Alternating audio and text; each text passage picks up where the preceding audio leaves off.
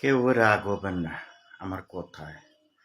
তেলের সংকট অনলাইনের ভিতরে বিভিন্ন মানুষের যে কইতে আছে ও তারিখা রে ও তারিখা, আসলে এগুলো কি ঠিক? এইগুলো ব্যবহার করাটা একটা দেশের প্রধানমন্ত্রী, তো উনি তো একটা দেশের প্রধানমন্ত্রী, আপনারা জানি এইভাবে বলেন, আসলে সবার গায়ে তো লাগে। দেশে কোনো তেলের সংকট নাই, আর এই মোটর সাইকেলের তেলটা বাংলাদেশে পাওয়া যায়।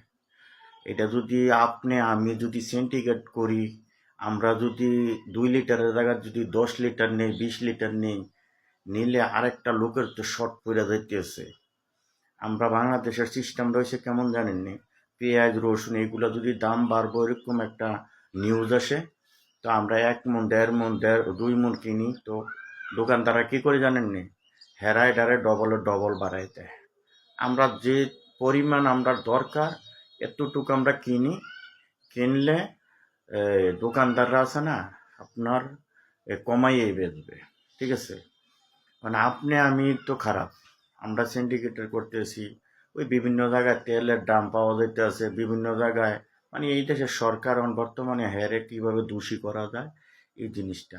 তো বাংলাদেশের সরকার যদি মনে করেন এই যে যুদ্ধ শেষ হয়ে সারলে তেলের দাম বিভিন্ন দাম এডিয়ে আছে না, একটু ঘাটতিটা একটু ফুরাইয়া আমদার থেকে তো টাকাটা নিবে, নিয়ে ঘাটতিটা ফুরাইয়া যদি আপনার এইগুলোর দাম একটু কমাইয়া দেয়, 3 টাকা 4 টাকা 5 টাকা, যারা সিন্ডিকেট করে এদের তেল মেল বিভিন্ন জিনিস এটি নিয়ে সরকারের বদনাম করতেছে, তখন কমাইয়া দিলে তখন কি করবেন? বাড়ি যে করছেন বিভিন্ন জায়গায় যেন টাকা জমাইছেন, ব্যাংকে জমাইছেন, এই টাকাও আজ না, এই ঘাটতিটা আপনারা পুরাইতে হবে। বুঝাইতে পারছি আপনাদের? আপনারা এগুলা কইরেন না।